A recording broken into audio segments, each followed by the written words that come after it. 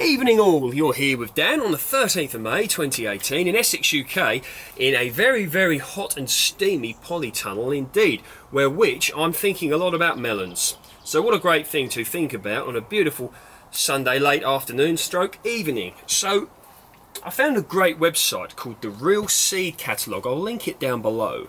And they appear to be very enthusiastic about their melons, aren't we all? But some great varieties on there, and the website very well laid out, very well presented, and the people that run this company or whatever, they appear to be very much for the production of melons and continuation of old-fashioned varieties, which very strongly appeals to me. All sorts of varieties on there, and they're even encouraging people to save seeds from year to year. So that's a great thing. That shows their enthusiasm to me, because in a way that that's doing themselves out of work. So a very good thing there. Now I've got some lovely varieties, about £20.45 for all of these seeds, and there's a lot here, and they were delivered straight to the door within less than a week, I believe, so no problems there. And I will go through the varieties that I've got. And they're presented in these lovely, beautiful little packets. What I'll do is I'll just put it there, look. I won't show you each one individually, but you get the idea there. But so we got 5 desserts. This is a Bulgarian variety. We've got Sweet Granite, which is an early melon. We've got Eden's Gem from 1905. Petit Grain de Rennes. I like that one, the idea of that. Blacktail Mountain, there's a lot of info on that one.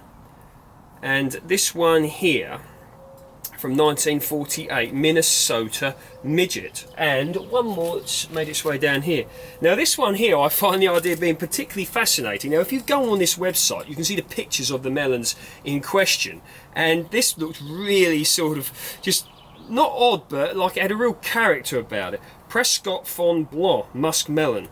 Drought tolerant, ribbed and warted French melon from the 1800s with orange flesh and incredible scent. So, and they just looked really cool, so that's one reason I got them. And there's about 10 seeds in each one, so they're very good indeed. Now, the way in which I'm growing them is I'm utilising my normal method. What I quite often do is I find something that works and I tend to stick by it, because I find it's a good way of going about things. And what I'm using is the good old trusty windowsill propagators, which we hold like this. And if you want to buy these, you can often get them from the bargain places in the spring, Savers, Pound Stretcher. You can get them from Home Base, probably B&Q.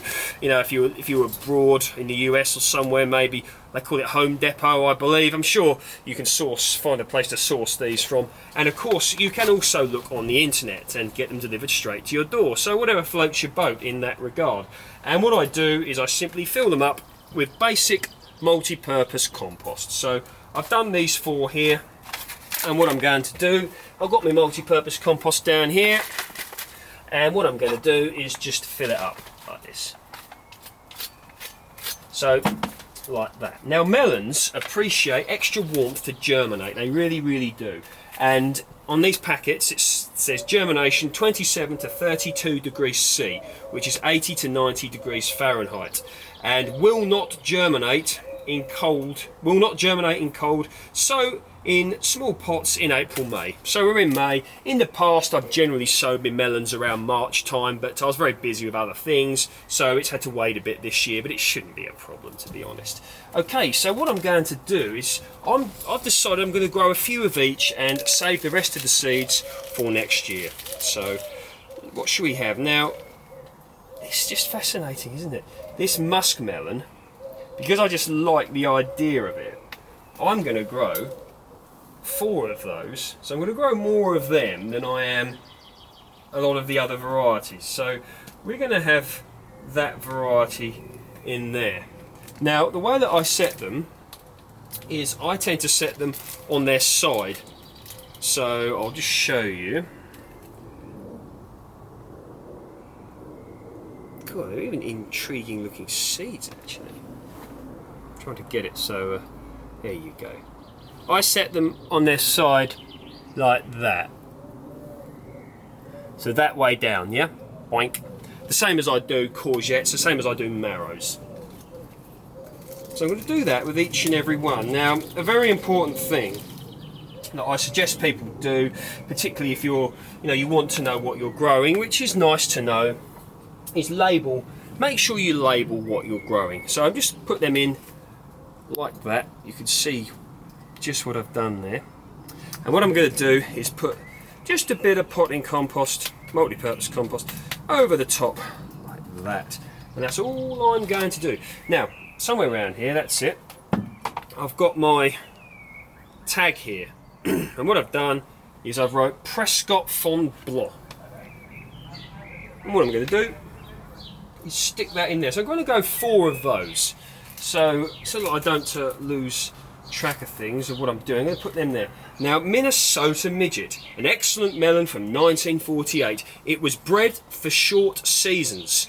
The small fruit are formed very early, with sweet orange flesh edible right up to the rind, and the fruit comes off when ripe. Now, so if you live in an area with a shortish or short growing season, which the UK could be regarded as that. I mean, if you live in parts of Eastern Europe, parts of the US, where they get a longer climate, longer summer, so to speak, or of course even if you live in a tropical region where there is no winter, you can afford to use varieties that have a longer ripening time. But in the UK and similar climates, you want something that's going to ripen relatively early. You don't want something that needs to ripen over the winter, because it just won't happen unless, of course, you've got some sort of futuristic polytunnel where which you can put heat and lights and blah-de-blah. So what we're going to do, the same policy, 2 of those in there, and we're going to label that again Minnesota Midget. So I'm using these now. One of my ladies, for some strange reason, I described these as lollipop sticks, which even I know they're not. They're ice lolly sticks, aren't they? Or as they say in the US, popsicle sticks. So I was corrected on that, and very true, I did get it wrong. So we've got ice lolly sticks or popsicle sticks, whatever you want to call them. Minnesota Midget. Anyone out there from Minnesota? And I've got quite a viewing in quite an audience in the US. So if you're from Minnesota, maybe you're even a Minnesota Midget yourself, who knows. But if you're from Minnesota, say hi to me down below. Now, let's just put a pinch on there, look, of each one like this. Nice pinch.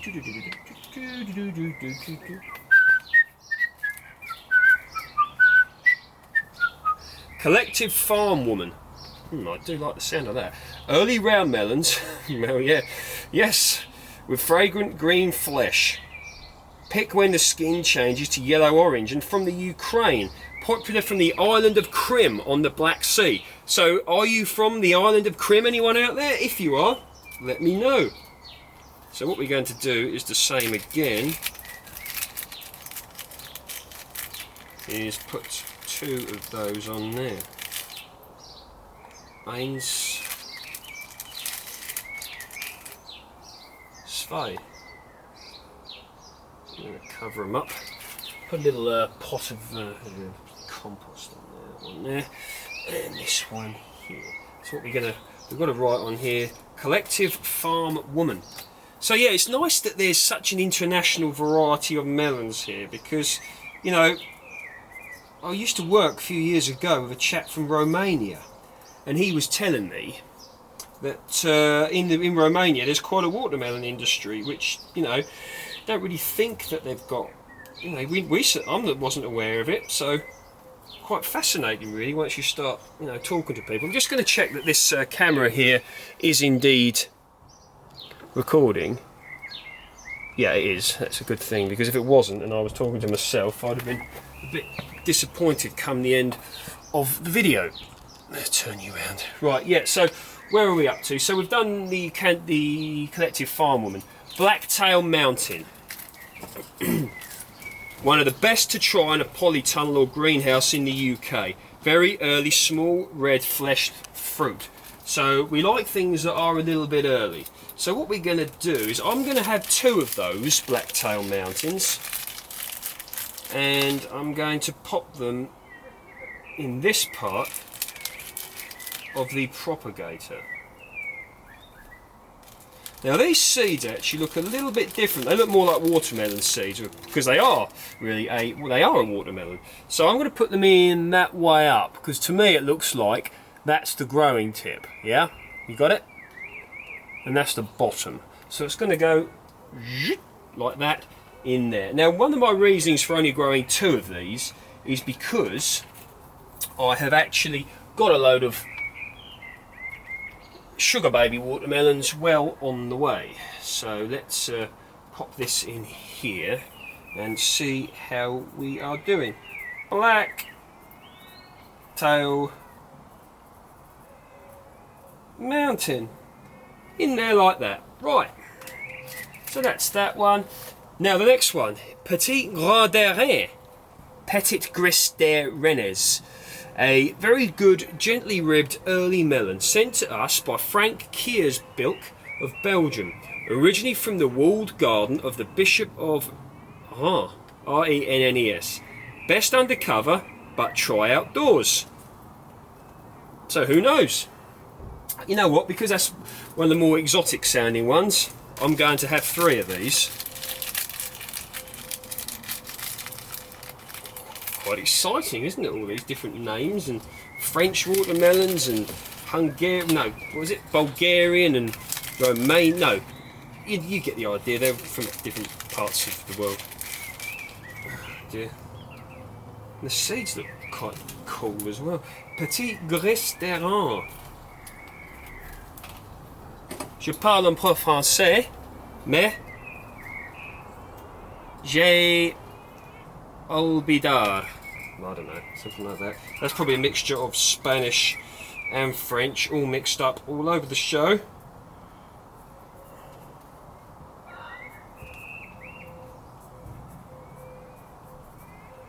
So, Petit Gris de Rennes. Oh dear. So I'm going to put them in there like that.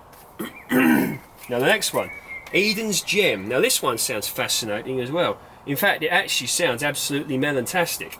An early melon bred in 1905, chosen for its excellent flavour.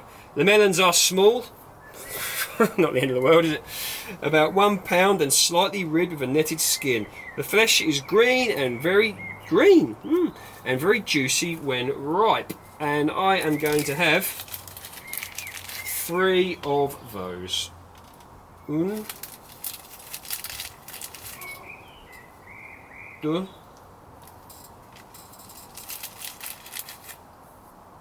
3. Eden's Gem Melon.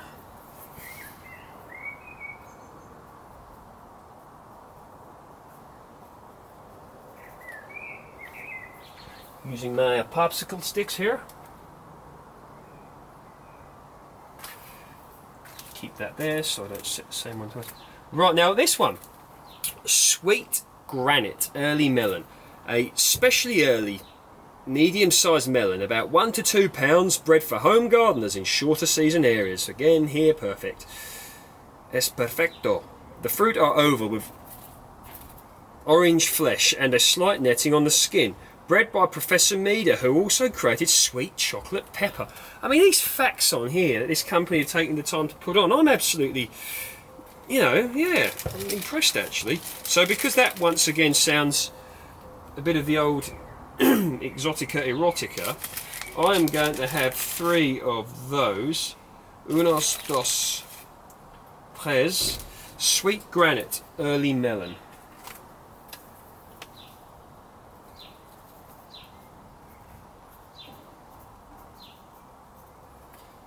In there. Right. And finally, large early melon, 5 desserts. A traditional melon from Bulgaria. This is very early and sweet. It makes lots of large, slightly oval fruit, and they are indeed big enough to get 5 generous portions out of each one. Yes, sounds good to me. So what we're going to do is have 3 of those here. Isa. Delaware.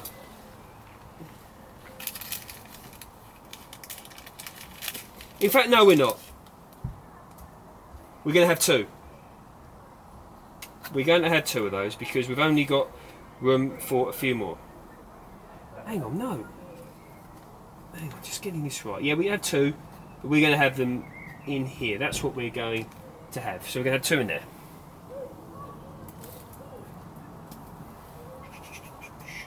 So we're going to get our little label and we're going to go more up here.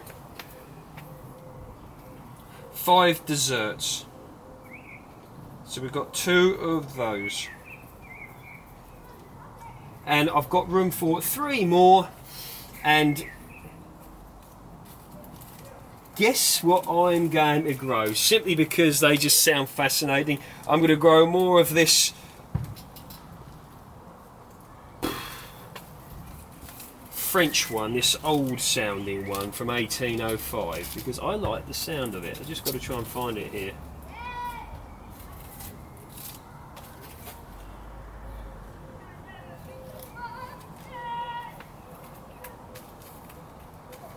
Here you go, this is what I want. Prescott Blanc musk melon from the 1800s. Ribbed and warted French melon. So I'm going to stick 3 of those in here.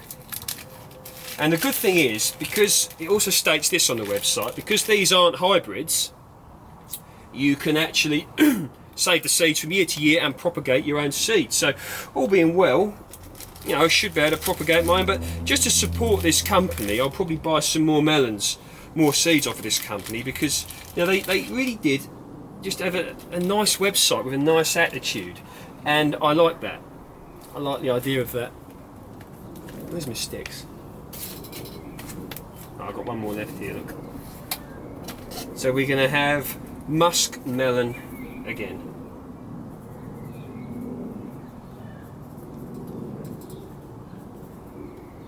Right, put a bit of compost on that, look like that. 1, 2, and a 3rd bit. There we go. So that's good there. Now, a few things about growing melons. They don't like to be shocked with cold water, okay? So when you water them with tepid water. Not boiling hot water, obviously. Don't get the kettle and start doing all this. You know, just slightly a little bit warm. So don't shock the seeds and use that, and that's what you want to be doing. And in these windowsill propagators, I'm going to put that on there, which is, I wonder how deep these will go. It goes a bit deeper, look, which is just as well, so I can actually get the lid on. I've got more room here. Oh, that's fascinating. I've actually got room for 2 more. I've got to decide what I want to grow.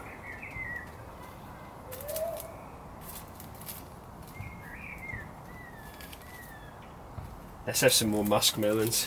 I do like the idea of these. Yeah, so use tepid water, and these are going to go inside on the windowsill, on the windowsill within the propagator. Now, you could, if you wanted to,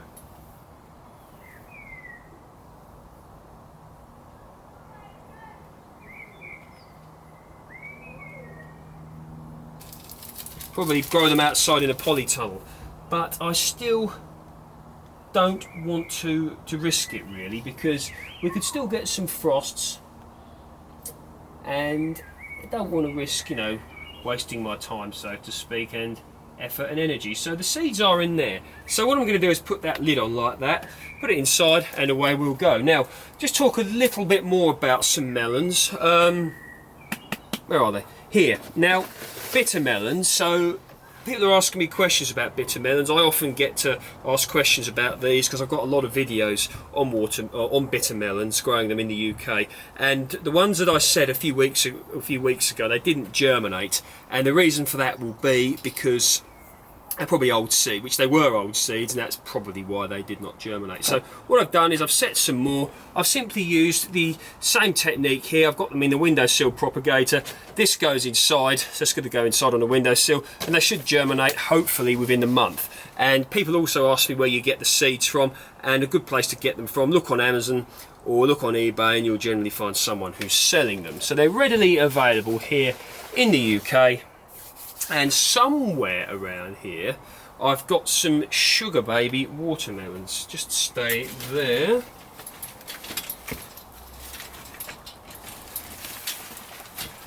They're in this polytunnel somewhere. But here we go. Now, this is what they look like, okay? So you get the idea, Sugarbaby. These are a little bit twiggy, not twiggy, leggy, because they've been inside on the windowsill, and that's what happens. They go leggy, a bit like tomatoes would go leggy like this, but it doesn't matter, I've got plenty of them. So yeah, they're going to be set. So what I'm going to do is, the way I'm going to grow these is probably I'll probably proceed to grow a lot of them in tubs like I did, simply because I'm running out of space. I might put some in here, you know, I could have melons trailing all over the show, all over the floor in here, which might be a thing I'll consider doing, but obviously a lot of this will be gone soon, it will be outside. There you go, there's some more of the Sugarbaby watermelons. So yeah, and I'm going to be getting some growing medium. Melons are very hungry, so worth growing, give it a go. Now, in my experience, melons are not a guaranteed crop, okay, if there is such thing as a guaranteed crop, which there isn't. But you know, for example, if you put a load of marrows in or courgettes, you're very likely to get a crop indeed. With melons, not necessarily so. So if you only got the time or the energy or the space to grow just one thing, unless you really love melons, you know, it might not be the thing to grow. But if you're open to a bit of experimentation on melon growing like I am, you've got the space, you've got the energy, and you've got the time, then it's worth looking into, and it can be very satisfying when you grow something a little bit on the exotic side. So yeah, nice project there. And what is happening here on the peach tree? Now, I saw an absolutely massive peach here. Here you go, look at this. I'm going to disconnect the camera from the tripod here. Look at the size of that, man. You know, this camera's got a life of its own. It does weird things sometimes. The screen just goes blank. Look at that, baby. And down there as well, look. So, yeah, the peaches are cut there. So the peaches are coming on, and you can see the catalyst acting, you know, all the growth that's coming off of this tree. Now, this is some sort of bacterial spot. This tree had this last year, and look at them, look. Yeah, this tree had them last year, a bit of the old bacterial spot. And a lot of this could be because the tree is being grown in this warm polytunnel, but it's not peach leaf curl, and the tree got over the bacterial spot last year, so it shouldn't be a problem. But avoiding peach leaf curl, I'm not going to talk about that. It's been my main priority with this tree, and so far I've avoided it, and it's rewarding me, hopefully, with a massive crop once again for the third year running. So yeah, third year running, so that's very good. Okay, so some much needed watering needed in this polytunnel, and I'm going to get these melons in and, you know, get them growing away. So stay tuned for many updates, all being well, on the success of the Essex UK melon growing project. Take care, speak soon. Oh yes, and if you've made it this far in the video, many of you won't have, probably because it's gone on a very long time, but I wanted to do a nice thorough melon episode. If you like my work, please like, share, subscribe. I really appreciate people, you know, commenting on my channel, even if I don't reply, because end of the day, my aim with this channel is to help people with their growing effort, because it's a thing that I'm very passionate about, and I've got a lot of joy from, and you know, where I can help people, that's what I want to do. So all the best, and I'll see you next time, baby.